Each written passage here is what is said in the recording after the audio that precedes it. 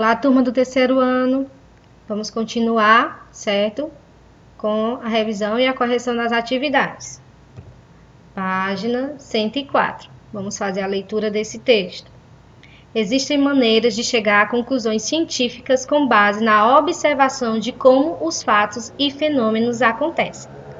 É isso que as comunidades indígenas fazem há centenas de anos. Leia o texto a seguir.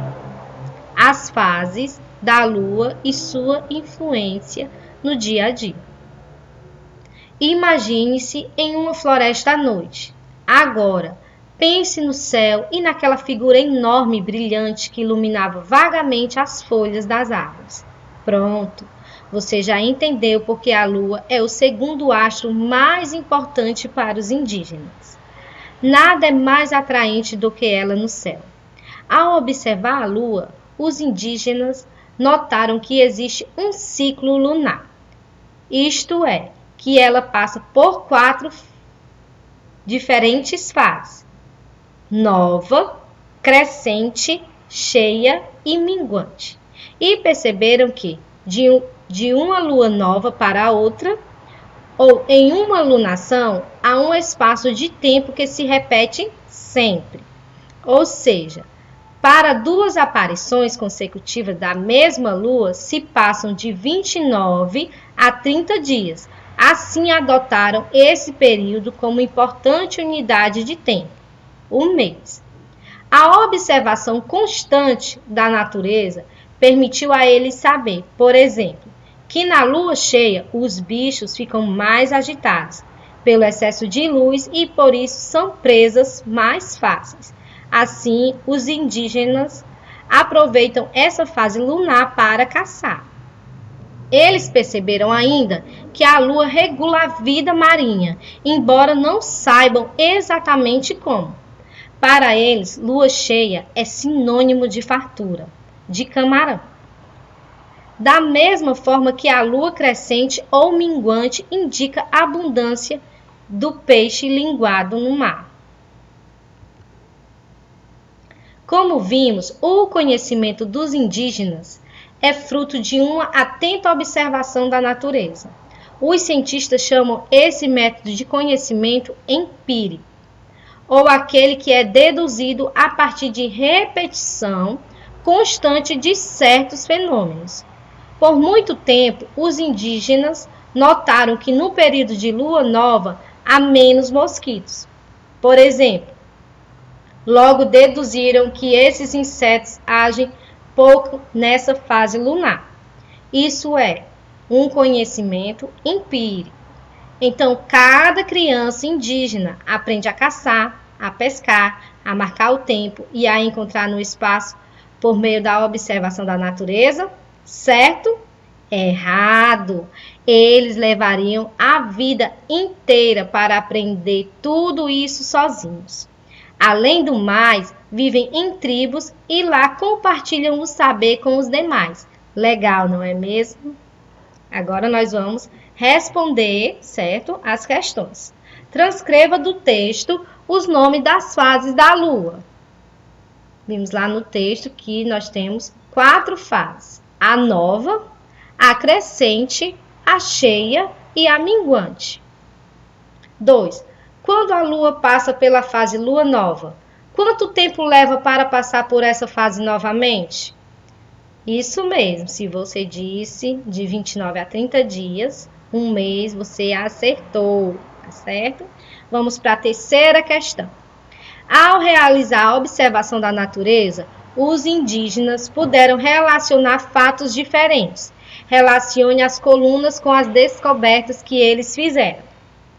Durante a lua cheia, existe muito linguado do mar, os animais ficam mais agitados, há menos mosquitos ou existe mais camarões? Se você diz que os animais ficam mais agitados, você está correto. E existem o quê? Mais camarões. Muito bem. Durante a lua crescente, existe muito linguado do mar ou há menos mosquitos? Isso mesmo, existe muito linguado do mar. Durante a lua nova, há menos mosquitos, não é mesmo? Só sobrou ela. Vamos lá. Quarta questão. E você já conseguiu perceber, por meio da observação, como alguns fatos ocorrem?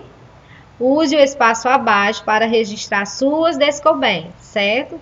Aí você vai observar e vai registrar. E quando nós nos encontrarmos de novo, aí você vai compartilhar com a turma, certo? Essa descoberta. Essa resposta é pessoal, tá bom? Nós vamos agora para a página 106, pontuação, certo? Vamos revisar pontuação. Releia esse trecho do texto, As Fases da Lua e sua influência no dia a dia. Como vimos, o conhecimento dos indígenas é um fruto de uma atenta observação da natureza. Os cientistas chamam esse método de conhecimento empírico, ou aquele que é deduzido a partir da repetição constante de certos fenômenos. Por muito tempo, os indígenas notaram que o período de lua nova há menos mosquitos, por exemplo. Logo deduziram que esses insetos agem pouco nessa fase lunar.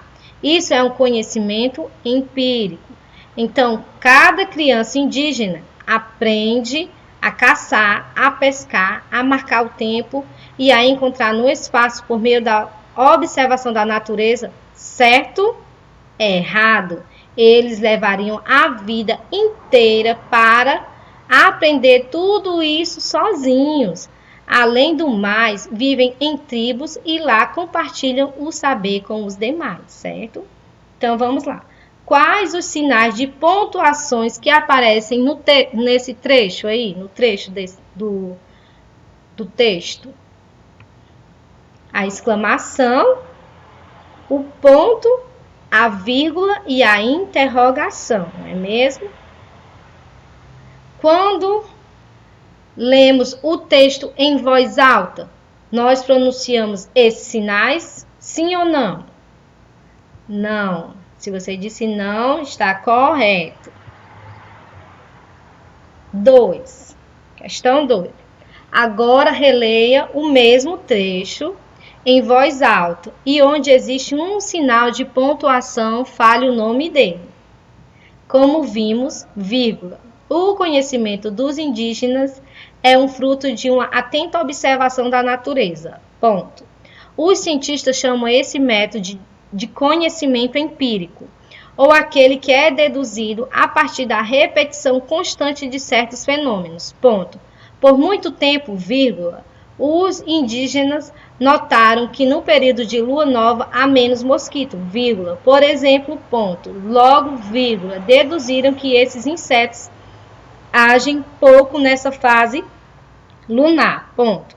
Isso é um conhecimento empírico, exclamação. Então, cada criança indígena aprende a caçar, vírgula, a pescar, vírgula, a marcar o tempo e a se encontrar no espaço por meio da observação da natureza, vírgula, certo? Interrogação, errado, exclamação. Eles levariam a vida inteira para aprender tudo isso sozinhos, exclamação. Além do mais, vírgula, vivem em tribos e lá compartilham o saber com os demais, ponto.